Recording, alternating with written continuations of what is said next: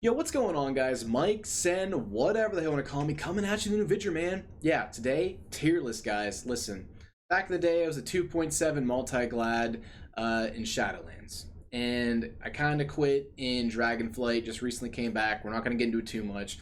But I want to talk to the final majority of players today. The guys that are like 1600 all the way up to 2.2. I think we need to do a tier list based off that and not go on Drove Star or whatever the hell it's called for the top 1000, right? We're talking to the guys that are in the mid-range, all right? The fine majority. So without further ado, I hope you all enjoy the video. All right, guys, starting this tier list off with Arms Warrior. I'm going to go ahead and put this guy right here in the A tier. Has a lot of damage, has a lot of survivability, has a great toolkit for, like, if you are doing solo shuffle or something, like you have a fantastic toolkit like for support. You can support your team in so many different ways with intervenes, rallies, disarms. Man, you can stop a lot of things as a warrior. You got fear. So, you know, I think if you're looking for a class that's kind of not super complicated, but it is a little bit, it has its niche. Arms Warrior is definitely one of those classes you should pick up. Next, we got Fury Warrior, also like Arms, same thing with the toolkit. Now, Fury is actually, in my opinion, better, and I think it's easier than Arms. You probably will do more successful as a Fury Warrior. Man, I'm talking when, like, you ever hear that song, Gas Pedal? That's literally this song, man. You are going in there, you are hitting your buttons, and you are doing a lot of damage. You are not, like, you just don't stop doing damage. It's a constant PvE mythic rotation just in solo shuffle or solo RPG, so Fury Warrior is definitely really strong. Highly recommend it. Great defensive kit. Great team utility. Same thing with Arms. So it really comes down to your personal preference. So as you guys know, I'm a rogue main. I love sub rogue, but we're gonna start off with a SAS rogue here. A SAS is A. Now you could argue. Actually, you can't argue this right now because HPAL is so good, and HPAL does kind of cuck SAS rogues. Assassin is really strong. It does the most damage out of the 3 specs. That's a no-brainer. You know, it has Garrote, Cheat, it has Kidney, Gouge, Blind. It has everything every other spec has. Okay. The thing about Assassination is it triple kills people or double kills people. Like, you can kill more than one person at a time, essentially. Now, I'm not to say the single target damage from Assassination Rogue is not good, because it's super strong. Like, it's super strong, especially when you have that Shiv and you have that Mortal Strike effect. So, but for me to put Assassin Rogue in S tier, I'd be lying to you guys, but it's definitely the most easy out of the 3 to pick up and play and gain rating. So if you're looking to play Rogue and like what you should start out with, I do recommend Assassin, just simply because it is easier. Next is Outlaw. And if I'm being realistic here, I'm going to put that in B tier. I know Outlaw is actually pretty good, but for the sake of the WoW community at lower than rank 1 ratings, we're going to put it in B tier because it is kind of hard to pick up and just go in there and mash your buttons and win the game, because it's not going to happen. It's not. And I mean, you got to keep your roll the bones up. You know, you got to have slice and dice up. It's a lot to get into, but Outlaw is definitely not an easy spec to play. Now, this is my bread and butter sub rogue, but I can't even put it in A tier, guys, because it got nerfed a couple times. And honestly, you could have even argued maybe a little bit ago, you could have put it in S tier for how much damage it was doing. And you're still doing a lot of damage, but now it's like, if you're not playing with good players and, you know, you're not hitting every single global perfectly, sub rogue it's very rewarding when you're like insane at sub rogue and you're like landing all your CC, nobody's DRing anything, like your kill windows they're there. But like, for sake, like, let's say we're in the solo shuffle and people are just stun DRing everything, and like you can't even blind because that's on DR. So that's where sub rogue gets hard. And you know, to close those gaps as a sub rogue, it's definitely tough. So if you're an insane sub rogue, I'm going to say high A tier, maybe low S. But for the fine majority of players, I'm going to say it's B. I would love to recommend it, but I definitely don't recommend it if you're looking for an easy push. Marks Hunter. I'm going to say this one's probably, I'll put that above a SAS rogue. We're going to put this in A tier. Marks, it got some nerfs, but it does a lot of damage. The problem with Marks is it seems like it's hard to kite and do damage at the same time, if that makes sense. And I know a lot of your damage is like aim shot rapid fire, in which it really does a lot of damage. So if you land a trap and you aim shot rapid fire, then maybe like silence off the trap or something, you might be able to get a lot of cheese kills. But when we talk about its counterpart, BM Hunter, guys, this is like mash your face into the keyboard. This is the easiest spec of all World of Warcraft. I've heard it from 500 million different people. It's the meme. Obviously, it's S tier because, well, first off, the numbers don't lie. And second, I think this is the easiest class to pick up and play besides maybe Fury Warrior. Even then, I'd say, you know, BM Hunter is definitely easier than Warrior because it's BM Hunter. I mean, but every class has a skill ceiling, right? It's just BM's is a lot lower than most others. Survival is actually pretty strong, but you know, if we're not talking like rank 1 status here. I'm gonna put survival at B. I just don't see it being up there with like warriors, assassin rogues, marks hunters. It's not. It has a great toolkit, has good survivability. You know, when played right, this spec is monstrous, just like any other spec. You know, some of the things that I like about survival is you're technically like a ranged melee almost, and you know, you just throwing bombs at people. Then you can like harpoon to somebody, trap. You know, and you still have the ability to stun, pet stun. You know, roar sack. You got the mending bandage to get bleeds off. So I think survival, it's in a good state, but I don't think it's as strong as a lot of these other specs. So this is where it gets complicated because like mages are super hard to play at a higher rating, but I feel like they're not really that hard to play at a lower rating, right? Because like as a frost mage, you could sit there and just pump, you know, Ring of Fire, Blizzard, Orb, whatever, right? I feel like in like a 16 to 1800 bracket, frost mage is not that hard. But I'm not gonna put it in S tier. I'm probably gonna put it like high A tier. I actually would say Frost is probably easier to play than Fire and Arcane currently, just because, you know, it has 2 blocks and it's not super hard to do damage as Frost. Fire, I would love to see like a return of Fire Mage, but I still don't think it's good. So I'm gonna put it in C tier. Now I know the burst is kind of crazy as Fire, but like, I mean, why play Fire when you can play Frost, right? And then we got Arcane. So this is weird. Like, if you're a really good mage, you can make Arcane work, and Arcane is insane. But like I said, we're not doing this from a rank 1 POV. We're doing this from like a normal standpoint, the general amount of people that PvP. So we're gonna put Arcane at B. The issue with Arcane is all your damage is on one school. So like if you get kicked on Poly, you're fucked. Like you might be able to get like a Ring of Fire off or something, but like you can't Arcane Missile, you can't Arcane Blast, you can't Arcane Barrage. That's all of your damage. Like it sucks. And if you're versing like double Shaman, dude, you're gonna probably get pissed. I mean, yeah, you can get precog, but like you're gonna get kicked a lot. And it's not a fun time. All right, so now we're on to Boomy. Boomy is definitely one of those interesting specs. Okay. I'm going to go ahead and put Boomy at B tier as well. Now, Boomy's actually kind of good, but I'm going to tell you right now, it's definitely not easy to play when you have Warrior DK or something on you, because you're sitting bear form a lot of the time, and you got to, like, if you don't pre-bear form like a rogue kidney shot, there's a good chance you could just die. Boomy is definitely not an easy spec to play. And I mean, you have a lot of potential to outplay everybody on the team with Cyclone and everything, and like the pre-bear forms and whatnot. But I comfortably can't put this in A tier and recommend it to somebody that wants to climb easy rating, right? Boomy's super fun. I haven't played it since WoD, but I've watched like some Super Teas and stuff. And I mean, it looks fun and everything. So I mean, if you guys want to try it, go ahead. This is, like I said, this is all opinion based here. So I'm going to put Boomy in B tier. Now, obviously, let's get the cat out of the bag here. Hold on a second. Feral Druid. By far, the best class in the game. I mean, its damage is insane. Survivability is pretty damn good.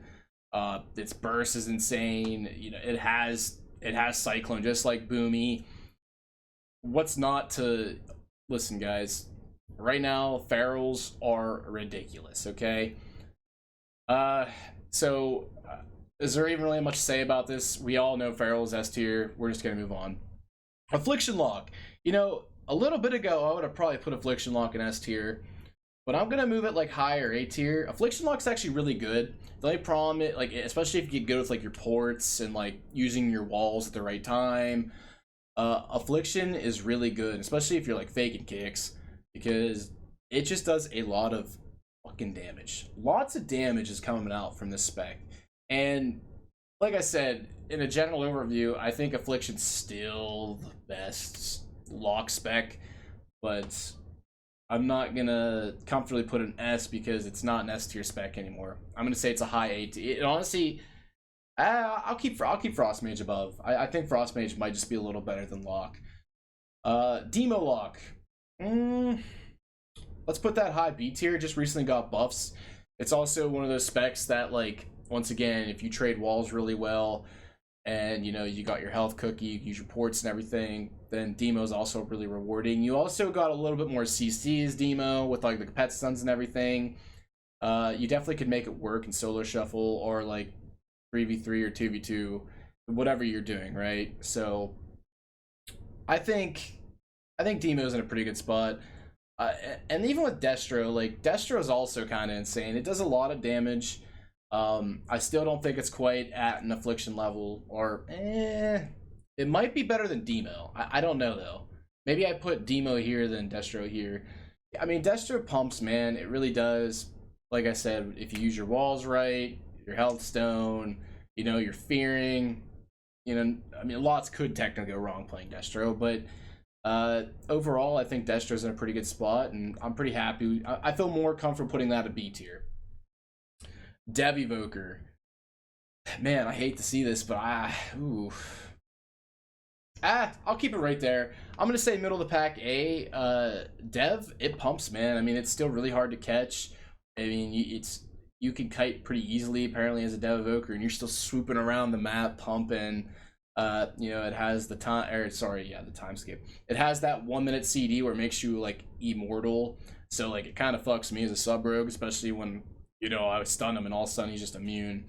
But I think with its toolkit and how much damage it can put out and how hard it is to kind of hit it as a melee, it deserves a spot in the A tier. So congratulations, Dragons, you're still an A. Og, I'm gonna put that even below Fire Mage. The only reason I'm putting that there is because I have never yet seen one this season. I haven't seen one.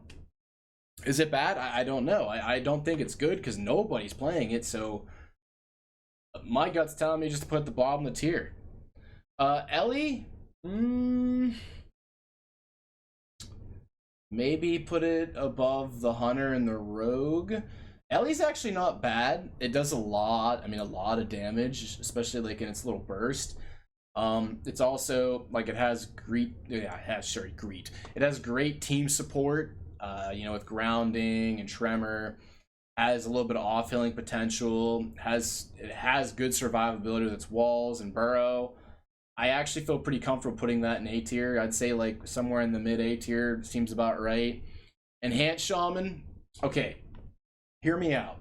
I was doing 2v2 the other day, and I literally got one shot by this class, like 100-0, and then he turned around and one shot my mage, 100-0. I don't know if it was a cheese build or not, but I have been seeing a lot more enhances, and I can say they're probably like bottom of A tier, maybe top of B tier. You know, it's the same thing with Ellie. They have great defensive toolkit. They can be a big team support player, and nowadays they actually do crazy damage. So it's by far definitely not S tier, but it's definitely not C tier. So like if it's not like bottom of A, it's high B. I'm just gonna put it bottom of A. Frost DK. Frost DK is missing something, man. I don't know what it is. I don't think Frost is good. I'll put it above Fire Mage maybe. I mean, I know there's some Frost DK lovers out there, and it does have like a pretty cool setup, but the problem is and I think I got this off a Ven Rookie video, is like it doesn't have like a Mortal Strike effect or nothing, like, and that's really its downfall.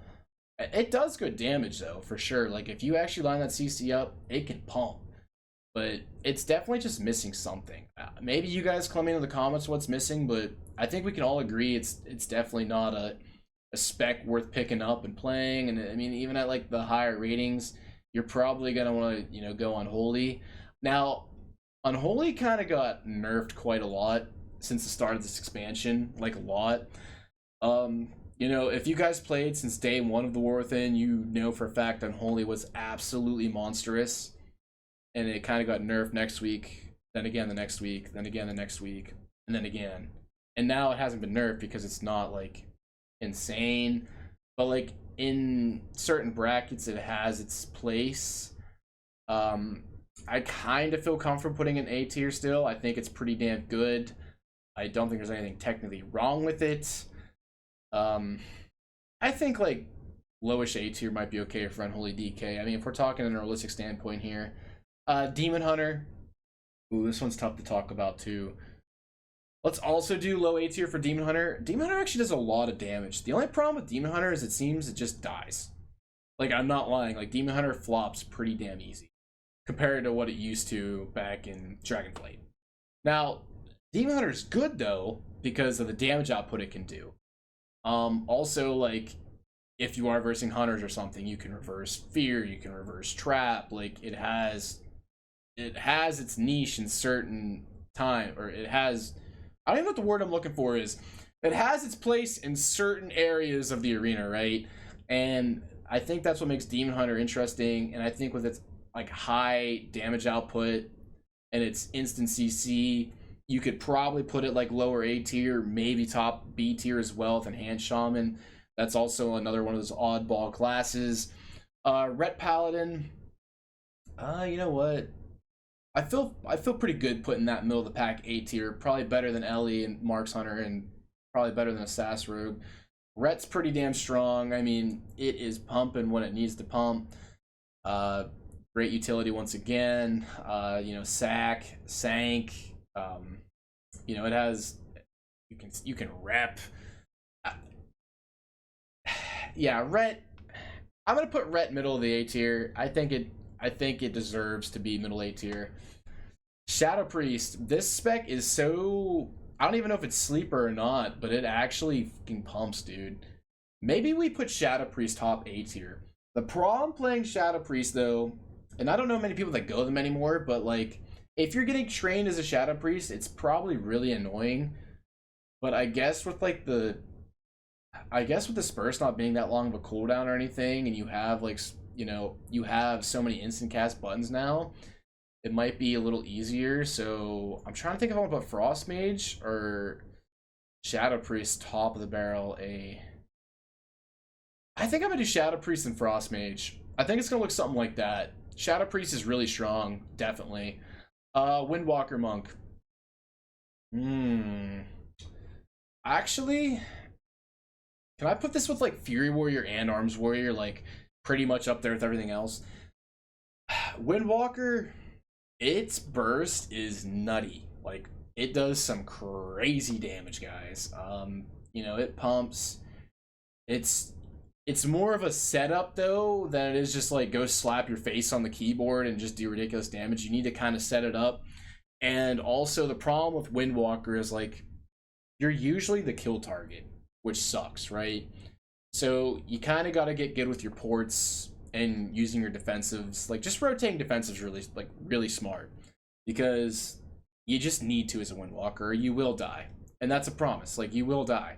And it sucks, but it's the truth. So as far as DPS goes, this is kind of what it's looking like. Now for healers, this is kind of where it gets complicated. I'm gonna go ahead and put Resto Shaman like B tier. I think Resto Shaman is not a bad option. I don't think it's an S tier healer though, and I don't think it's an A tier healer. Prezivoker, I actually would put Prezivoker like highest A tier. I'm just gonna put it over here for the sake of it though. Prezivoker's pretty strong. Mistweaver's also probably A tier. That just came out of the blue, by the way. Like, I swear before Mistweaver wasn't good, now it feels like infinitely stronger. So I'm gonna say Mistweaver's probably like higher A tier. Have been seeing them a lot more lately. So now we got H-Pal. This is a no-brainer, guys. H-Pal is definitely the strongest out of all the healers. It's by far, it's just the meta right now, guys. H-Pal, if you're looking for a healer to climb, it's definitely H-Pal. No questions asked. This is probably gonna be the only healer on S tier, so let's continue the video. Resto Druid, that might be better than Resto Shaman.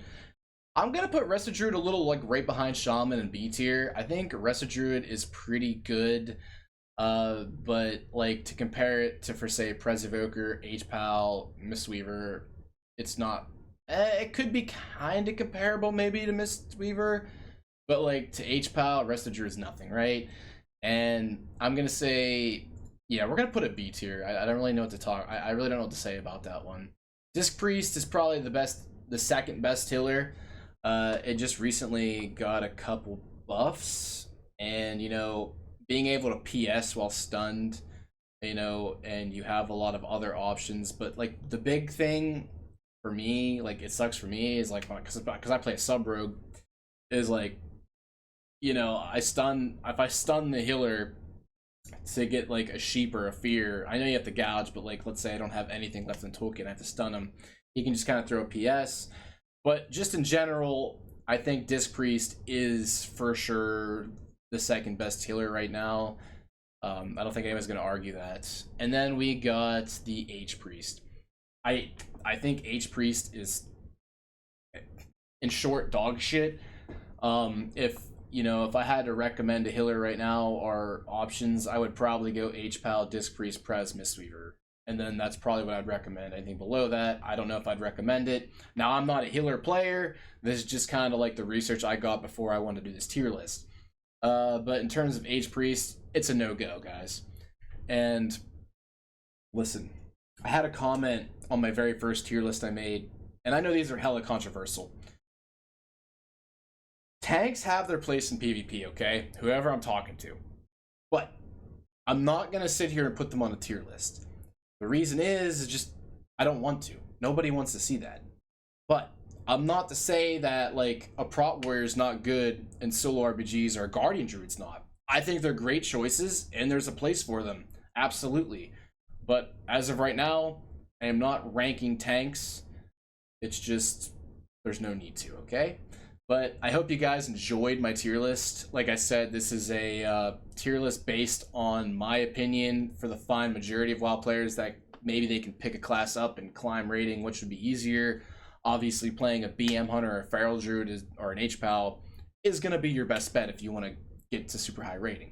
But I'm not saying if you play Destrolock, you can't hit 21, 2200. It's definitely possible. Keep grinding at it, keep getting better, and that's all you can do. So until next time, guys, we'll see.